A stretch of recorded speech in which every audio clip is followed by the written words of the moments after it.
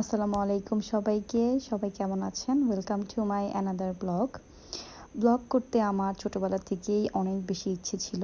আমি যখন প্রথম একদম ইউটিউব দেখা শুরু করেছিলাম, তখন আমাদের দেশেরই কিছু আপুদেরকে দেখে আমার ব্লগ করার প্রতি অনেক ইন্টারেস্ট জাগতো। কিন্তু যেহেতু আসলে তখন খুবই ছোট ছিলাম, আর ছোট থাকা অবস্থায় আসলে আমার কাছে কোনো ফোন বা কোনো ধরনের কোনো ইকুইপমেন্ট বা ভিডিও করার মতো কোনো আসলে সিচুয়েশনই ছিল না, তাই কোনো রকমভাবে ভিডিও করা পসিবল হতো না। কিন্তু বড় হওয়ার পর থেকে আসলে যখন থেকেই সব ধরনের সুযোগ সুবিধা পেয়েছিলাম বা পাওয়া শুরু করেছি, তখন থেকেই আসলে ভিডিও করার প্রতি না কেন জানি আসলে ইন্টারেস্টটা কমে যাচ্ছিল। তো আসলে নিজের সাথে অনেক যুদ্ধ করার পর মনে হলো যে না, আমারও আসলে ব্লগ করা শুরু করা দরকার, বা দেখি না আসলে নিজের একটা প্ল্যাটফর্ম তৈরি করতে পারি নাকি। তো এই ব্লগটা আমি গত সোমবারে আমি রোজা রেখেছিলাম, তো সেটারই একটা ব্লগ। তো রাত্রেবেলায় আমি চিয়া সিড ভিজিয়ে রেখেছিলাম, এবং আজকে আমি ভেবেছিলাম যে আজকে কোনো ধরনের ভাজা পোড়া দিয়ে ইফতারি করব না। একদম যেটা একটু ভালো হবে হেলথের জন্য, এবং যেটা খেলে একটু শান্তি লাগবে, সেরকম কিছুই আসলে ইফতারিতে বানাবো। তো আসলে ভাবতে ভাবতে আমি একটা রেসিপি দেখেছিলাম, সেটা দেখলাম যে চিকেনকে আসলে ভেজে যে একটা স্যান্ডউইচ মেক করা হয়, সেটাই ওরা বানাচ্ছে। তো আমি সেটাকেই চেষ্টা করলাম বানানোর, এবং ট্রাস্ট মি, এই স্যান্ডউইচটা খেতে এত মজা হয়েছিল, আমি আসলে কি বলবো।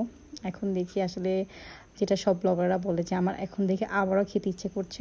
মেইনলি এই চিকেনটার স্পেশালিটি এটাকে ভেজে করা হয়, এবং স্যান্ডউইচটা বানানোর জন্য আমি বাসায় ভাবছিলাম যে মেয়োনিজ বানাবো, যেহেতু বাসায় আসলে মেয়োনিজ ছিল না, এবং এটাও এত বেশি টেস্টি হয়েছিল খেতে। মানে এই বাসায় মেক করা স্যান্ডউইচটা মেয়োনিজটার কারণে স্যান্ডউইচটার টেস্টটাই একদম চেঞ্জ হয়ে গিয়েছিল।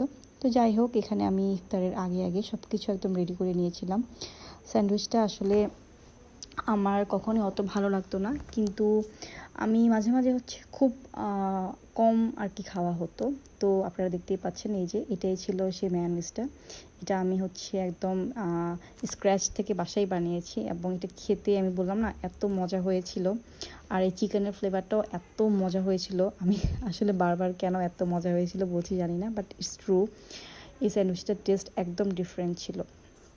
তো যাই হোক, আসলে যেটা বলছিলাম ব্লগিং নিয়ে, তো ছোটোবেলা থেকে আসলে আমার ওয়াহিদা আপুর, তারপর বাংলাদেশি মম ইউকে, এই আপুদের ব্লগগুলো আমার কাছে অনেক ভালো লাগতো, এবং তখন আমি চিন্তা করতাম যে আমিও এক সময় যখন বড় হব, ওদের মতো আমিও ব্লগ করব, আমিও ভিডিও বানাবো, এবং আমারও একটা পেজ থাকবে, ইউটিউব চ্যানেল থাকবে। তো যাই হোক, সেখান থেকে ব্লগিংয়ের যে আইডিয়াটা বা ইন্টারেস্ট, সেখান থেকে আর কি শুরু। তো এই যে কথা বলতে বলতে কিন্তু আমার স্যান্ডউইচটা একদমই রেডি হয়ে গিয়েছিল, এবং সেদিনের ইফতারে কিন্তু এই স্যান্ডউইচটা খেতে এত ভালো লাগতেছিল, আর একদমই কোনো ধরনের ঝামেলা ছাড়া, কোনো ধরনের ভাজাভুজি ছাড়া খুব ভালোভাবে খুব শান্তিতে আর কি ইফতার করেছিলাম, যেটা আমার কাছে এবং আমার ভাগ্নি আমার সাথে রোজা রেখেছিল, ওর কাছেও খুবই ভালো লেগেছে আলহামদুলিল্লাহ।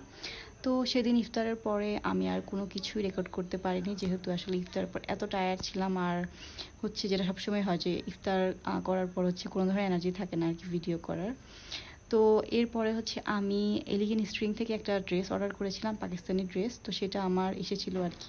এটা লাইমলাইট ব্র্যান্ড বলে একটা ব্র্যান্ড আছে, ওই ব্র্যান্ডেরই একটা ড্রেস, যেটা আমি অর্ডার করেছিলাম। ড্রেসটা খুবই সুন্দর, একটা জাম পার্পল কালারের মধ্যে। তো আমি যখন ড্রেসটা মেক করব, তখন আপনাদেরকে আমি দেখাবো অবশ্যই যে ড্রেসটা কেমন। তো এই তো এরপরে আমি শাওয়ার নিয়ে নিই, এবং রিসেন্টলি আমি এই অ্যান্টি ড্যান্ড্রাফ শ্যাম্পুটা ইউজ করছি, যেটা আমার কাছে খুবই ভালো লাগে। আর এই তো এই আড়ংয়ের এই বডি স্ক্রাবটা আমি ইউজ করি।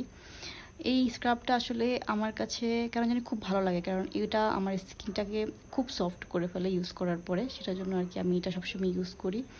তো এরপর এই যে জোহর নামাজ পড়ার জন্য আর কি সব কিছু রেডি করছিলাম। তো আপনাদের একটা জিনিস দেখাই, আমি কিন্তু এখানে আমাদের এই দরজার উপরেই আমি আমার নামাজের যেই জায়নামাজটা সেটা রেখে দিই, এবং হিজাবটা রেখে দিই। এটা আমার কাছে কেন জানি অনেক ফানি লাগে। যাই হোক, আপনাদের সাথে আমি শেয়ার করলাম।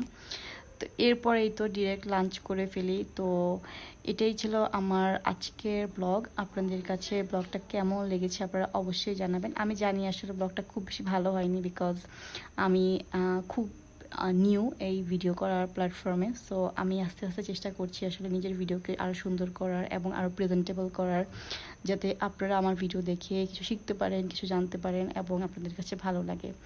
আশা করছি আপনারা সবাই আমার সব ধরনের ভুল ত্রুটি ক্ষমা দৃষ্টিতে দেখবেন এবং আমার চ্যানেলটাকে অবশ্যই সাবস্ক্রাইব করবেন এবং আমার পাশেই থাকবেন।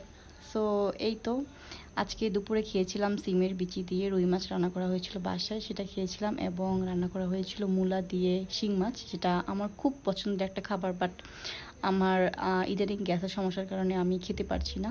বাট এই সিমের বিচি এবং রুই মাছটা দিয়ে কাঁচামরিচটা দিয়ে অনেক মজা করে আমি ভাত খেয়েছি। আপনারা সবাই নিশ্চয়ই রেহানা রাখি আপুকে চিনেন, তার কিন্তু ভিডিও দেখে আমি কাঁচামরিচ খাওয়াটা